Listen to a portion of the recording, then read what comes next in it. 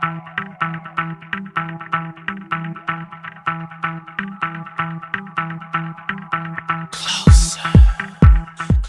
back to Unrendered, and we are into our final segment with Honorable Glen Beache, Minister of Tourism.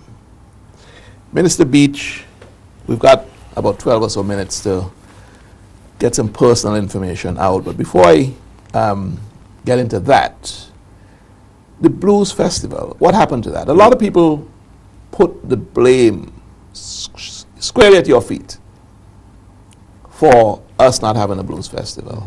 How do you respond to that? You know, it's funny that people put the blame solely to my feet, because I was the one who carried it to another level, especially as marketing manager. I was the first one. I brought in Roberta Flack and Olita Adams. They were the first big name artists to come in. And we have developed it over the years. We carried it to another level when I became minister in terms of who we brought in and the diversity of who we brought in. We have always received complaints about the pricing. You hear people, which is funny, you hear people speaking about it being too expensive when you're talking about $75 a night. And you're talking about a number of major artists from around the world in one night. But I see people paying $60, $65 to see Marshall. Not that there's anything wrong with that. If that's who you want to see and you want to, but then don't complain about the blues and rhythm. We had to take some hard decisions in terms of what we did. It's not an inexpensive show to put on. I don't think people really understand the amount of work and what it costs to put on that show. We've never made a profit from it. We've never broken even with it, right? But we also understand that we have to make sure that we're more creative than our neighbors. So it's just on the back burner for now? It's on the back burner for now because St. Lucia has their jazz. Barbados has their jazz. Nearly every other Caribbean country has it. We are not, take for example, St. Lucia spends $5 million on their jazz festival. And that's just the St. Lucia Tourist Board. You're not talking about the sponsorship that they get, whether it's from BT and so on. We have never been in that range in terms of what we spend. So it's very hard to compete. We have some things in the pipeline that we think will set us aside from our competition in terms of other countries. So we can expect in the future to see the re-emergence of something like a blues festival? Something close, not quite that, but something with a difference that we're working on presently. Well, that the Ministry and Tourism Authority will have to continue after I leave. And you're talking about leaving, and it brings me to that point. You are about to exit the political stage, at least as an active candidate in the next election. You certainly won't be. Have you become disillusioned? Why are you leaving? Why is Glen Beache leaving? There are a number of reasons. People have to remember I've grown up in this thing. This thing has been my life. I mean, my father has been in it from the time I was born. I think, one, I don't think I have, as I said early on in the show, I've done justice to South Windward in terms of my representation. As I said, if you're looking at, are you seeing me there every week or anything? So that's one of the reasons why you're throwing in the towel. You think that you failed them as a representative, so you've given them a chance to select somebody else? That's what you're saying? I think that's part of it. It's part of it. That's part of it. I also believe that politics needs to change in St. Vincent and the Grenadines. I think we need to move beyond certain aspects of it. What aspects in particular are you disillusioned about? I think there needs to be a respect on both sides. Respect for the representatives to their constituents and respect from their constituents to the representatives. I think there needs to be an understanding that as much as you enter this public life, that it doesn't mean every living day of your life should revolve around politics, that you do have a family that you're also responsible for. And I make it clear, and maybe this is my weakness as a representative, nobody comes before my family, period. When you were campaigning to get into power, did you make it clear then? No, I didn't. And that's probably my fault. But I always make this clear to people, and I say, if you ever hear anything like this, you know it's not the truth. I make promises to nobody. I heard something through the grapevine, and we don't really entertain gossip on this program. I hope it's the Welsh grapevine. But it's a local grapevine. Okay. I heard that about 2 years ago, you were about to call it quits, and you were offered a job somewhere else. And the Prime Minister absolutely put his foot down and said, no, you can't do it. Not because he thought you were a good minister, necessarily. It's because he thought of the backlash it would have on the party. You were leaving, it would create a by-election in your constituency. It will signal maybe that things are not right within the ULP. Is there any truth to this thing that was circulating on the grapevine? There's no truth to it. I'll say Absolutely this. not. I've been offered jobs regionally within the tourism industry. 2 years ago, I had never had any plans on quitting. And let me make this clear. I think Prime Minister Gonsalves is the best Prime Minister we've ever had. I'll follow him right now because I think he has a vision for the country that is undeniable.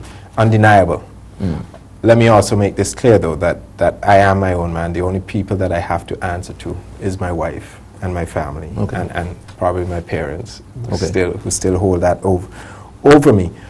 If I really wanted to leave, the only person who could stop me from leaving is my wife and my kids. Nobody else could stop me from leaving, but there's no truth to that at all. I have a lot of respect for the ULP. I have a lot of respect for what we've accomplished over the years. I have a lot of respect for the job that we've done and what we have planned to put in place in the future. And so there's no reason for me to want to leave the country. Some of the jobs that I've been offered regionally, one of the issues I've had with them, I don't want to give that expertise to another Caribbean country. But at the end of the day, I do have to look after what is best for myself and my family. What the future holds, I don't know. I hope I don't have to leave St. Vincent and the Grenadines. There are still some job offers out there. I don't want to leave St. Vincent and the Grenadines. This is my home. I have a lovely home here. My family is happy here.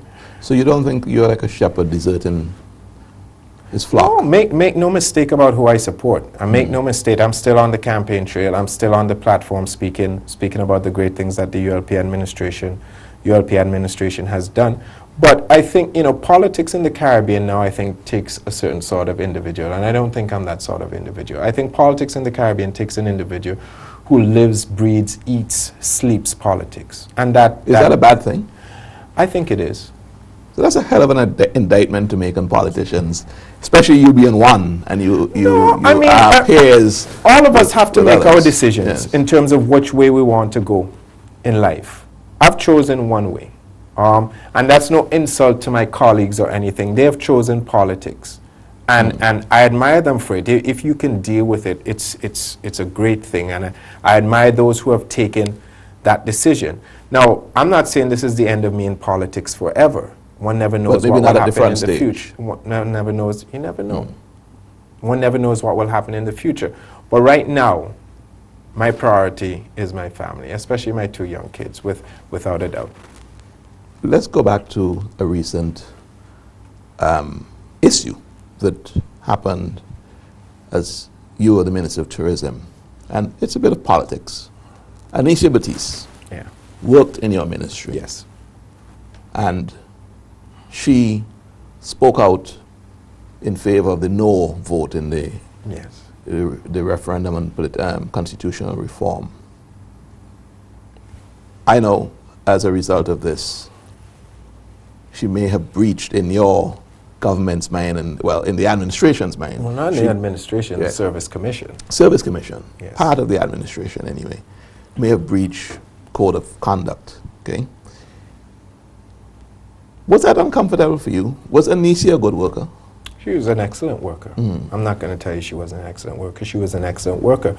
But I think we have to look at this in the perspective of everything. Take, for example, you're here with IKTV right now. You're interviewing me. Yes. I use this as a perspective, and no matter if it's government or private sector. You and Bing Joseph work together in terms of everything. You cannot be here interviewing me right now and tell me that SVG TV, this is your opinion, doesn't matter if you work for IKTV, SVG TV is the best TV station in St. Vincent and the Grenadines, and you admire what they do, and that IKTV has dropped the ball on many things. Well, I can't, because they're not. No, I'm using this as an example. I'm not saying, if you want me, I can use General Motors as an example and say, you're working for General Motors. Okay. And as a member of General Motors, I know.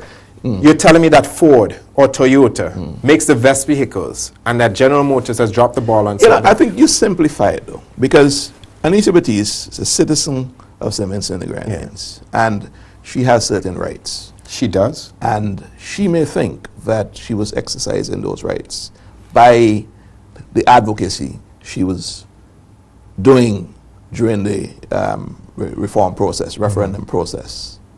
That's I think something slightly different to the corporate sector where I don't think so, because you're still in a working. job, and you, to protect your job, which is what you're saying, to Yes. protect your job, you should not wash your dirty linen, or you should not speak ill of your employer or your employer's business. This is slightly different. I see it as being different. In terms of what? I mean, not in mean to terms of- cut you off, yes. but in terms of listen, you're working for a company. The government is a company, basically. You can put it however you want to, but the government is a company who you work for. I don't agree. But at the end of the day, this is not my decision. It's not my opinion that's going to count. It's going to be what the courts decide on what is appropriate or not. If she has breached the civil service regulations, Okay, well, it's in the courts. it's in the courts. I just wanted to get your Yeah. opinion on the whole issue, and basically you worked with Anicia, Yeah. and you have admitted that she was an excellent worker. She was. Really. She was. Now, let's get back to your departure from the political stage. Are you having mixed feelings about this? Are you definitely made up your mind that this is what I want to do? Or are you being pushed? Pushed? No, not at all. I made up my mind. I'll tell you this. This is something that people don't know. I made up my mind by the end of 2000. Elections was 2005, 2006. By the middle to the end of 2007. That I don't think I was cut out for this. And so I'm not being pushed at all. As a matter of fact, there are many people who have been disappointed that You've been very honest, you know. I mean, it takes a lot for somebody, a politician, to actually come on a program that the nation is looking at and say, look, I don't think this is my cup of tea. I'm not cut out for it. No, it's not. It's not. At least at this time, it's not my cup of. It's not my cup of tea. If I think I've represented the country well, yeah, I think I've done a tremendous job in what I've done for this country, and will continue to do my best for it, no matter what. It doesn't have to be from the position of a minister, but one can never tell what will happen in the future. But I have no regrets. I have no regrets about this. I think my future lays in limbo a bit in terms of what my next move is, what my next step is. There are a few ideas that I have out there that I might want to do. As I said before, I don't want to leave St. Vincent and the Grenadines, but job offers are out there. So you are going to go into a position of, not observer, you say you're taking an active role in the political campaign that's ensuing. Definitely. In the last minute or so we have in this program, how do you call the general elections? What's your predictions? And you are an objective fellow, so I would value an honest opinion from Honest you. opinion, I see the ULP winning it. At 15 seats, I see us going, I would say, 10 to 11 seats. At 17 seats, I see us about the same ratio. I think the problem is simply this. One, the ULP team is just too good for what the NDP is having to offer. It seems to me as if the NDP is working for us right now. Every week it's some apology. I mean, it's gotten so bad that if somebody messes up, you say don't burden the scene because you're just messing up. I think we have put forward a proper plan of what we do and what we will continue to do. Whenever you ask the NDP what they will want to do, they have no plan for it. And I think the fact that they're hemming and hawing on projects such as the international airport, of where we have our allies like Cuba and Venezuela who you've criticized openly, I think is a problem, because I think Vincentian people do realize that you need the airport. Would you be in a state of abject shock the night of the elections if the NDP brought home victory? I would be absolutely stunned. You'd be stunned. I would be absolutely stunned. I cannot see them forming a government in any way. As a matter of fact, I think Arnhem Eustace, the Honorable Arnhem Eustace, is the best gift possible for the ULP government. We don't have time for me to get you to qualify that statement, but I want to take this last moment of the program to wish you, Glen Beache, a lot of success in your private life. And I'm sure a lot of people will be sad to see you go. but you say go you must. Yeah. Thanks for being on the program. Thank you very much for having me. You've been looking at Unrendered, and my guest was soon to be outgoing Minister of Tourism, soon to be outgoing active politician, the Honorable Glen Beache. Jomo Thomas is up next with Plain Talk.